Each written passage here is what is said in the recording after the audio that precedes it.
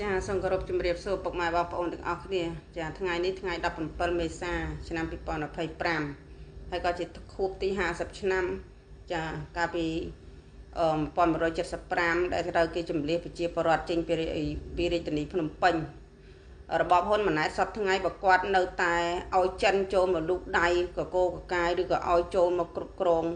ហើយពឹងទាំងស្រុងទៅលើចិនប្រកាសណាស់របបនេះនឹងរលាយឆាប់មិនខុសពីរបបសីហនុហើយនឹងរបប3ឆ្នាំ8ខែ20ថ្ងៃទេដោយសារពឹងផ្អែកលើចិនទាំងស្រុងអញ្ចឹងឥឡូវនេះចាប់ផ្ដើមដល់ពេលនឹងទៀតហើយចា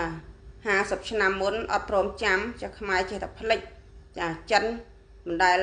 នាំភាពរីកចម្រើនដល់ប្រទេសកម្ពុជាទេមានតែធ្វើឲ្យប្រទេសកម្ពុជារងទុក្ខវេទនាសពបែបសពយ៉ាង